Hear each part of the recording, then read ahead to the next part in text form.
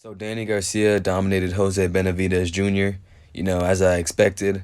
I didn't make any prediction video or anything on that, but, I expected Danny Garcia to win that fight.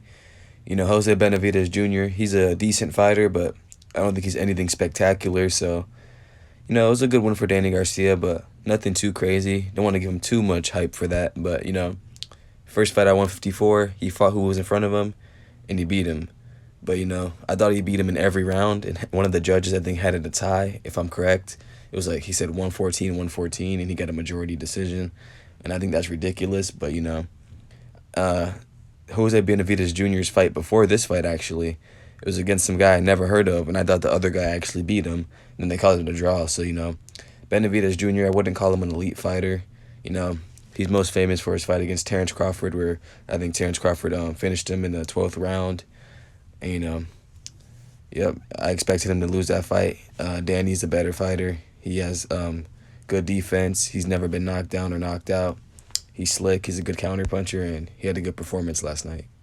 The thing I was thinking about the most as I was watching this fight, as we were watching a Terrence Crawford opponent versus an Errol Spence Jr. opponent, because Errol Spence Jr. dominated Danny Garcia, and Terrence Crawford defeated Jose Benavidez Jr., obviously, like I said earlier.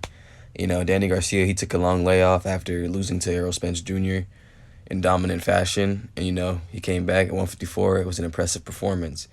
And, I actually like how people are moving up to a 154 division, because I see a lot of exciting fights in that division with a lot of exciting fighters and a lot of matchups that I would love to see. Like, for example, there's a lot of fighters like Sebastian Fundora, Tony Harrison, Jermell Charlo, Erickson Lubin.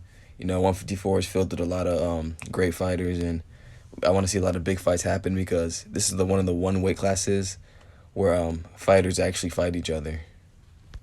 Oh yeah, we also have fighters like Castaño, now Lara, he's at 154 too, so there's a lot of big fights, and any 147 pounder can go up to 154 if they really wanted to. We can see Jaron Ennis up at 154 anytime. Errol Spence, even Terrence Crawford, all those fighters will probably eventually move up to 154 from 147 to go to 154. And so a fight I want to see for Danny Garcia next, I know he called out Lara and Keith Thurman, but, I think Tony Harrison's the guy you want to fight next. Tony Harrison's a great fighter. He's most famous for beating Charlo in a controversial decision in the first fight they had.